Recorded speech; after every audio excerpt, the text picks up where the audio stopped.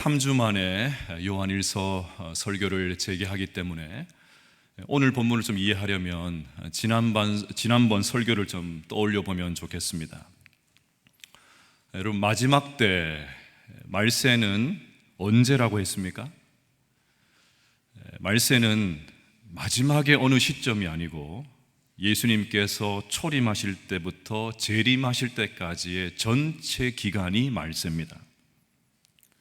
그러니 우리는 이미 말세, 종말의 때를 살고 있습니다. 말세에는 이단이 기승을 부리고 특별히 이단이 교회 공동체를 분열시킨다고 말씀을 드렸습니다. 요한일서가 기록될 당시에 영지주의 이단이 교회를 쑥대밭으로 만들어 놓았습니다.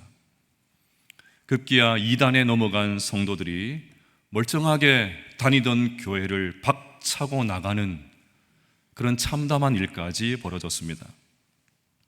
나갈 때 순순히 나가지 않았겠지요. 남아있는 성도들과 나가는 자들 사이에 격렬한 다툼이 벌어졌을 것입니다. 그러니 교회가 어떻게 되었겠습니까? 그래서 성경은 이단을 적그리스도다라고 하면서 이단에 넘어가서 교회를 나가는 사람들은 처음부터 하나님의 자녀가 아니었다고 일갈합니다. 2장 19절입니다. 그들이 우리에게서 나갔으나 우리에게 속하지 아니하였나니 만일 우리에게 속하였더라면 우리와 함께 거하였으려니와 그들이 나간 것은 다 우리에게 속하지 아니함을 나타내려 함이라. 여기서 그들은 이단에 넘어가서 교회에 나간 사람들이고 우리는 여전히 교회에 남아있는 성도들입니다. 그들이 처음부터 우리에게 속하였더라면 교회를 나가는 일도 없고 끝까지 머물렀을 것입니다. 하지만 결국 나가고 말았습니다. 또한 우리에게 속했다라는 말은 예수님께 속했다는 말이고 참된 교회에 속했다는 말입니다. 그런데 결국 그들이 교회를 나갔기 때문에 그들은 처음부터 교회에 속한 적이 없는 하나님의 자녀가 아니라는 말입니다. 우리는 여기서 이 말씀을 매우 조심해서 적용을 해야 됩니다. 지금도 여러 가지 이유로 교회를 떠나거나 교회를 옮기는 분들이 있습니다.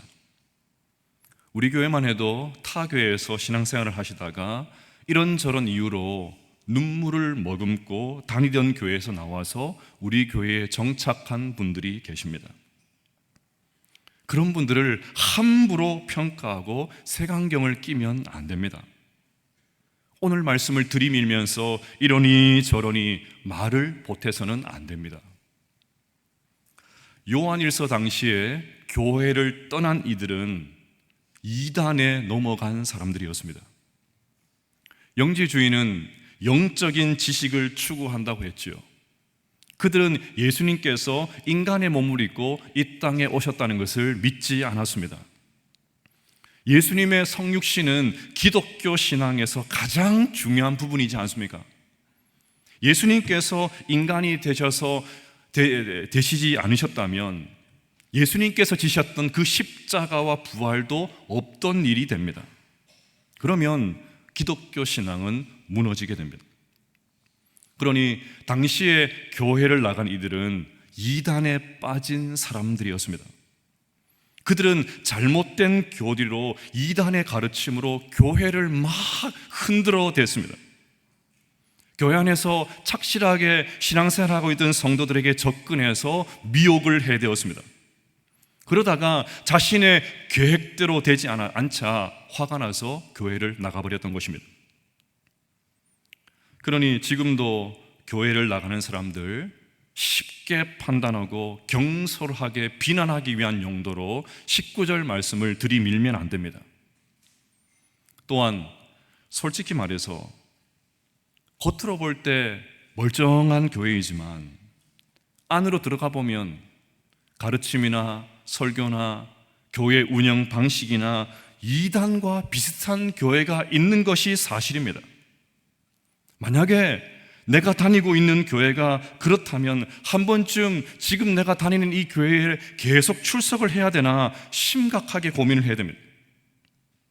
그래야 내가 살고 바르게 하나님을 섬길 수 있기 때문입니다. 어쨌건 요한 1서 가서 일 당시에 이단이 교회에 침투해 들어왔고 제법 많은 이들이 이단의 가르침에 넘어가서 교회를 나가는 그 참담한 일이 벌어졌습니다. 하지만 여러분, 그때만 그런 게 아니라는 것이 너무나도 안타깝습니다. 지금도 한때 교회를 잘 섬기고 착실하게 하나님 섬기고 착실하게 교회를 출석하던 분들 가운데 이단에 빠진 이들이 있습니다. 과거에는 그렇게 열심히였는데 지금은 언제 교회를 다녔다는 식으로 열렬하게 이단 교주, 하나님이 아닌 이단 교주를 추종하는 이 분들이 있습니다. 저는 여기서 질문이 생겼습니다. 교회를 나간 그들, 이단에 빠져서 교회를 나간 그들과 교회에 남아있는 우리들 차이가 뭘까? 도대체 왜 그들은 교회를 떠났고 우리는 여전히 교회 안에 있는가? 우리를 여전히 교회 안에 머물게 하는 힘은 도대체 뭘까? 그래서 지금도 하나님의 은혜를 누리고 있는 이유는 뭘까? 무엇이 우리를 교회에 붙어 있게 하는 것일까? 이단과 사이비의 그 잘못된 교리와 가르침으로부터 우리를 지켜주는 것은 도대체 뭘까? 도대체 우리를 교회에 여전히 머물게 하고 끝까지 주님을 섬기게 하는 힘은 도대체 뭘까? 그 질문이 생겼습니다. 오늘은 그것을 함께 살펴보려고 합니다. 첫째는 처음부터 늘 들어온 하나님의 말씀입니다. 뭐라고요? 처음부터 늘 들어온 하나님의 말씀. 그냥 하나님의 말씀이 아니고 처음부터 늘 들어온 하나님의 말씀입니다. 처음부터 늘 들어온 이것이 중요합니다. 24절 말씀을 같이 읽어보십시다. 시작. 너희는 처음부터 들은 것을 너희 안에 거하게 하라. 처음부터 들은 것이 너희 안에 거하면 너희가 아들과 아버지 안에 거하리라. 아멘. 처음부터 들은 것은 구약의 선지자들이 기록해 놓은 구약 성경입니다. 사도들이 직접 보고 들은 것을 기록해 놓은 사복음서입니다. 사도 바울이 성령의 감동으로 기록을 해놓은 수많은 서신서들입니다. 수많은 믿음의 선배들이 생명 걸고 우리에게 전해준 신앙의 고백과 교리들입니다. 그래서 교회에 처음 교회에 오면 누구든지 듣게 되는 예수님의 십자가와 부활, 그것이 바로 처음 들어온 것입니다. 그것이 얼마나 중요한지 24절에 처음부터 들었다는 표현이 2번이나 나옵니다. 다분히 의도적입니다. 여러분, 예나 지금이나 이단에 넘어가고, 왜 사람들이 이단에 넘어가고 말도 되지 않는 가르침에 현혹이 됩니까? 왜 한 인간에 불과한 교주에게 흰머리가 가득하고 부축을 받지 않으면 제대로 걷지도 못하는 나이 많은 교주를 왜 신성시합니까? 새로운 것을 찾다가 그렇게 된 것입니다. 늘 들어온 것, 오던 것 말고 뭔가 다르고 새로운 것을 찾다가 그렇게 된 것입니다. 새로운 것을 찾는 이들은 교회 가면 늘 같은 말만 한다고 합니다. 도대체 언제까지 그 똑같은 이야기를 들어야 되냐고 합니다. 다른 거, 새로운 것 좀 알려달라고 합니다. 이제는 지겹다고 합니다. 많이 들었다고 합니다. 많이 묻다 아이가? 많이 들었다고 합니다. 또 그 이야기냐고 합니다. 주부만 딱 펴놓고 설교 제목을 보면 오늘 목사님 무슨 설교 하겠구나 다 안다고 합니다. 그래서 제대로 듣지도 않습니다. 그냥 눈을 딱 감아버립니다. 근데 여러분, 예수님 이야기가 지겨울 수가 있습니까? 성경 이야기가 지겨울 수 있나요? 복음이 따분할 수가 있습니까? 저는 성경을 읽을 때마다 매번 새롭습니다. 저는 성경을 읽을 때마다 저의 무지함, 무식함을 절감합니다. 분명히 읽었던 말씀이에요. 횟수를 알 수 없을 만큼 수없이 많이 읽었던 말씀인데, 이런 구절이 있었구나. 설교를 준비할 때마다 이 말씀은 이런 뜻이었구나 탐복합니다. 그런데도 처음부터 들어온 말씀 말고 다른 것 알려달라고요? 지겹다고요? 따분하다고요? 말이 되지 않습니다. 그래서 찬송가 205장에서 한 성도는 이런 노랫말을 썼습니다. 주 예수 크신 사랑 늘 말해주시오. 나 항상 듣던 말씀 또 들려주시오. 좁지 않는 천국 주 예수 계신 곳 나 밝히 알아듣게 또 들려주시오. 나 항상 듣던 말씀 나 항상 듣던 말씀 주 예수 크신 사랑 또 들려주시오.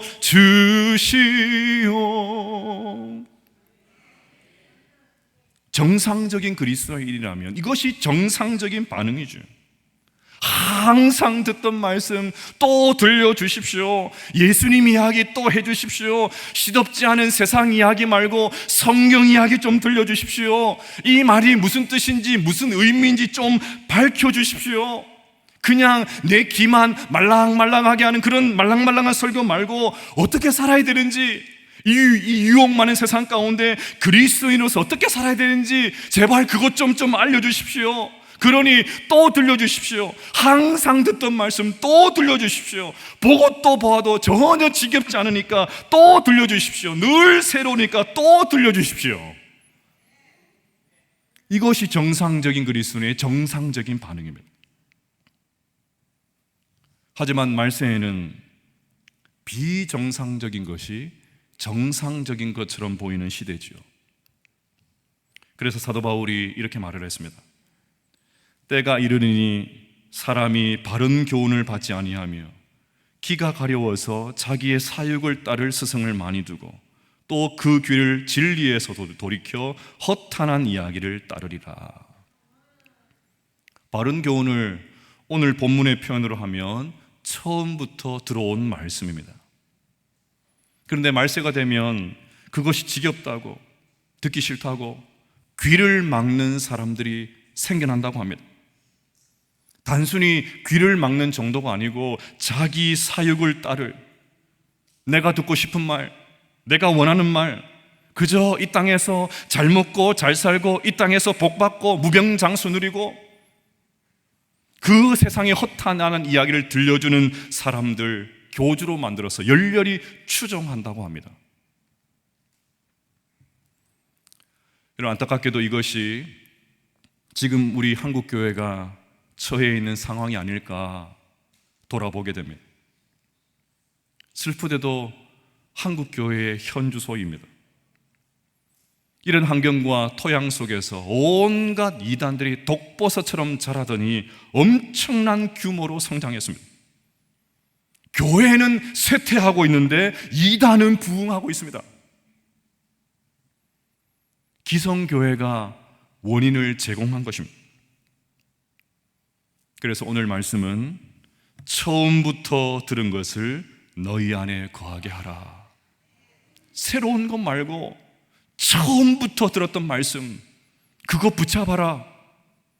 그렇게 말하고 있는 것입니다. 저는 지난 월요일에 강준민 목사님 강의를 듣고 최근에 그분이 쓰신 책 신간을 선물로 받았습니다. 돌아와서 그 책을 좀 읽어보았는데 책에 이런 대목이 있었습니다. 우리는 마음으로 대화합니다. 마음으로 남의 일에 참견하고 남을 판단하고 남을 비판합니다. 겉으로는 침묵하는 것처럼 보이는데 속으로 말을 많이 하는 사람들을 만납니다. 우리는 누구를 만나면 그 사람을 순식간에 판단하고 비판하는 경향이 있습니다. 말을 하지 않지만 속으로 상대방을 우습게 여기고 비아냥거립니다. 고요한 마음을 가꾸기 위해서는 만나는 사람들을 함부로 판단하거나 속으로 빈정대는 일을 내려놓아야 됩니다. 남의 일에 참견하지만 않아도 많은 에너지를 절약할 수 있습니다. 진짜 그렇죠. 이 구절 앞에 한참을 멈췄습니다. 어떻게 내 마음을 이렇게 잘하나? 저만 그런 게 아니죠. 맞다고 하셔야 설교 진행이 됩니다. 다 그렇잖아요.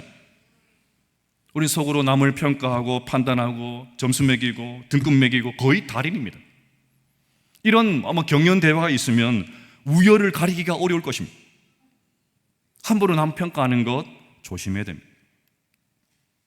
하지만 처음부터 들어온 말씀이 아니라 이상한 소리를 하면 즉각적으로 대응해야 됩니다. 제가 대학에 입학한 다음에 초등학교, 국민학교 동창을 오랜만에 만난 적이 있었습니다. 저는 중학교 때 전학을 갔기 때문에 정말 설렘으로 그 동창 모임에 참석했던 기억이 있습니다. 물론 그 설렘의 이유는 초등학교 때 제가 열렬하게 좋아했던 여학생이 참석했기 때문입니다. 모임을 다 마친 다음에 돌아온 길에 남자 동창과 함께 앉아 있었는데 그 동창이 제 귀에다 대고 대뜸 이렇게 말을 합니다. 정훈아, 나는 예수보다 한 단계 위야. 내가 차원이 더 높아. 예수님께 님자도 안 붙여요. 나는 예수보다 한 단계 위야. 내가 차원이 높아. 제가 신학을 공부하는 것을 알고는 최근에 이단에 들어가서 훈련받고 있던 친구가 이런 말을 했던 것입니다. 그럼 이런 말 들으면 어떻게 해야 됩니까? 고요한 마음을 가꾸기 위해서 판단하고 평가하고 비아냥거리지 말아야 됩니까? 아니지요. 사탄아 물러가라. 다시는 안 보를 여령으로 그 자리를 박차고 일어나야 되죠. 사랑하는 여러분, 우리에게는 처음부터 들어온 하나님의 말씀이 있습니다. 진리는 하나밖에 없습니다. 진리는 하나이니까 진리에게 새 것, 헛 것, 수식어를 붙일 수가 없어요.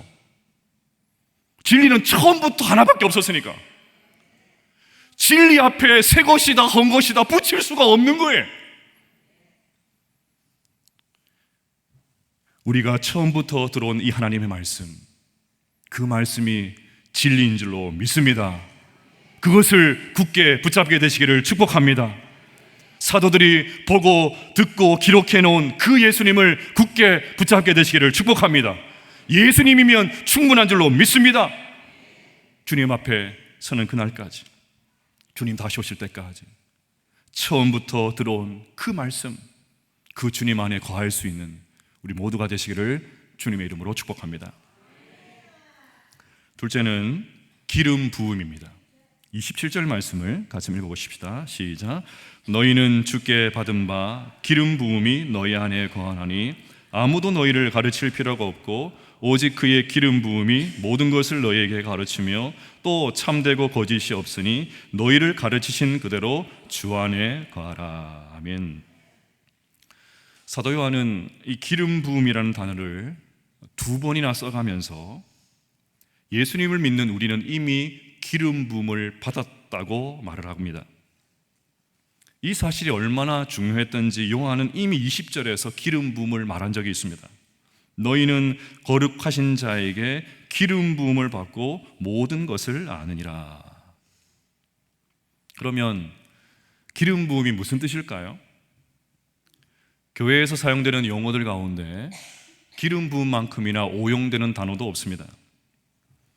우리는 기름 부음이라고 하면 하나님의 특별한 은혜가 임하는 것으로 생각을 합니다. 강력한 성령 체험을 기름 부음이라고 합니다. 그래서 특별한 사명을 시작하게 될 때, 예를 들면 선교를 간다든지 무슨 교회에서 직분을 받게 된다든지 큰 프로젝트를 시작할 때 기름을 부어달라고 기도합니다. 특별히 27절은 교회 안에서 은사 사역을 좋아하는 분들이 즐겨 사용하는 구절입니다. 그것 봐라, 우리를 가르칠 필요가 없다고 하지 않느냐, 그러니 성령님께서 지금 나에게 하시는 말씀을 들으면 된다. 그러니 목사도 필요 없고 교사도 필요 없고 성경도 필요 없고 그냥 직통 계시만 있으면 된다. 수준 낮게 사람들에게 가르침 받을 필요가 없고 하나님께서 그때 그 시간에 주시는 말씀을 들으면 된다. 이런 식으로 해석을 합니다. 대단히 매력적으로 들리죠. 대단한 성령의 사람처럼 들리죠.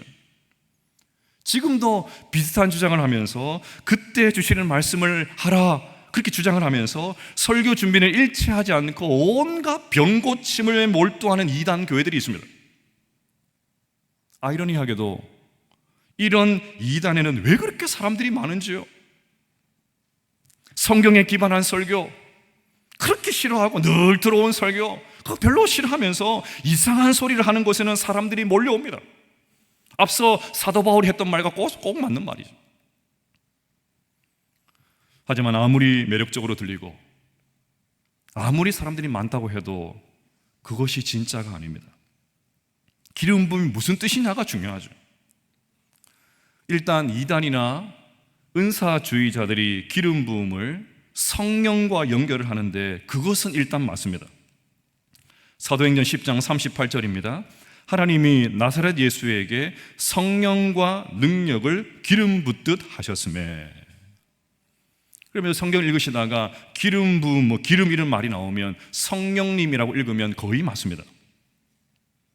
그런데 중요한 것은 기름 부음의 뜻입니다. 성령님을 받아서 특별한 체험을 하고 성령님께서 임하셔서 신비한 하늘의 지식을 알게 되고 그래서 성경을 전혀 읽지 않게 되고 하늘만 쳐다보게 되고 성령 받아서 뭔가 방언하고 신비한 능력이 나타나서 뭔가 획기적인 은혜를 경험하고 갑자기 사람이 바뀌고 그래서 어디 용하다는 영적인 능력이 나타나는 데서 쫓아다는 것이 기름 부음이 아닙니다. 고린도후서 1장 21절과 22절을 같이 읽어보십시다. 시작. 우리를 너희와 함께 그리스도 안에서 굳건하게 하시고 우리에게 기름을 부으신 이는 하나님이시니 그가 또한 우리에게 인치시고 보증으로 우리 마음에 성령을 주셨느니라. 아멘. 여기 나오는 우리에게 기름을 부으신, 우리에게 인치신, 우리의 보증으로 성령을 주셨다 그런 말이 나오는데 이것은 다른 말이 아니고 다 같은 말이에요. 다시 말해서 우리가 예수님을 영접하고 예수님을 믿는 순간 하나님께서 우리에게 기름을 부어주셔서 성령을 선물로 주셨다는 말입니다. 우리 안에 성령이 계시다는 말이에요.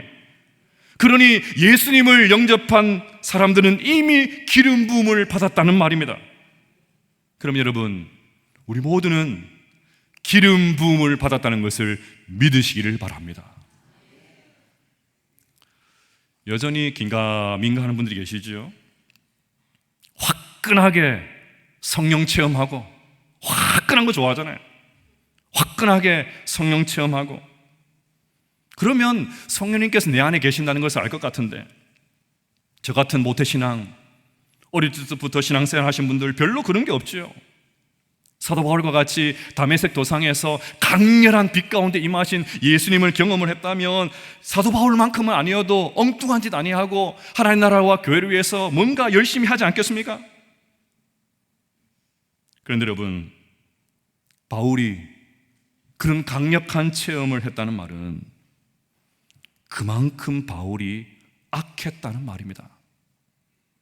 그만큼 바울이 강팍했다는 말이에요. 그런 경험이 없지만, 그런 특별한 체험이 없어도 우리와 같이 이렇게 하나님을 섬기고 있는 여러분들은 하나님 보실 때 더 귀한 하나님의 백성들인 줄로 믿습니다. 특별한 체험이 없어도 우리는 다 성령을 체험한 사람들입니다. 그러면 정말 중요한 질문을 드리겠습니다. 여러분들은 예수님을 나의 구주, 나의 하나님으로 고백하십니까? 와, 예. 상당히 반응이 뜨거워서 놀랐습니다. 어떻게 그 고백을 가능하십니까? 지금도 예수님을 실제로 존재했다는 것을 인정하지만 예수님을 구원자로 인정하지 않는 사람들이 많지 않습니까? 그저 예수님을 성인 정도로 평가절하는 사람들이 얼마나 많습니까? 그런데도 왜 여러분은 예수님을 나의 구주, 나의 하나님으로 고백하십니까? 고린도전서 12장 3절에 그 해답이 나옵니다. 같이 한번 읽어보겠습니다. 시작. 그러므로 내가 너희에게 알리노니 하나님의 영으로 말하는 자는 누구든지 예수를 저주할 자라 하지 아니하고 또 성령으로 아니하고는 누구든지 예수를 주시라 할 수 없느니라. 아멘. 특별한 성령 체험이 없어도 내가 예수님을 나의 구주, 나의 하나님으로 고백할 수 있는 이유는 성령님께서 우리 가운데 역사하셨기 때문입니다. 하나님의 성령이, 하나님께 성령으로 우리를 기름 부어 주셨기 때문입니다. 그러니 여러분, 우리는 성령 체험을 한 사람이라는 것을 믿으시기를 바랍니다. 이미 기름 부음을 받은 하나님의 자녀가 되었다는 것을 믿으시기를 바랍니다. 하나님께 성령으로 기름을 부어 주셔서 이미 내 안에 성령님께서 계신다는 것을 믿으시기를 바랍니다. 이제 마지막으로 28절입니다. 같이 읽어보겠습니다. 시작. 자녀들아 이제 그의 안에 거하라. 이는 주께서 나타나신 바 되면 그가 강림하실 때에 우리로 담대함을 얻어 그 앞에서 부끄럽지 않게 하려 함이라. 아멘. 이제 그의 안에 거하라. 다른 말로 이제 주님 안에 거하라, 그런 말이죠. 주님의 관점으로 다시 바꾸면 나의 안에 거하라, 나의 안에 거하라가 됩니다. 사랑하는 여러분, 우리에게 처음부터 들어온 하나님의 말씀이 있습니다. 늘 자주 듣던 말씀이라고 진부하게 여기지 말고 또 들려주시오, 또 들려주시오. 오직 성경, 오직 믿음, 오직 예수님 안에서 거하는 우리 모두가 되시기를 주님의 이름으로 축복합니다. 우리는 기름 부음을 받은, 성령을 선물로 받은 사람들입니다. 새로운 기름 부음이 필요가 없습니다. 특별한 체험이 없어도 괜찮습니다. 이미 우리는 성령 받은 하나님의 사람들입니다. 이 사실을 굳게 붙들고 이 유혹만의 세상 속에서, 진리가 희미해지는 이 세상 속에서 허탄한 세상의 이야기를 쫓지 아니하고 믿음으로 돌파해 나갈 수 있는 우리 모든 성도들 다 되시기를 주님의 이름으로 축복합니다.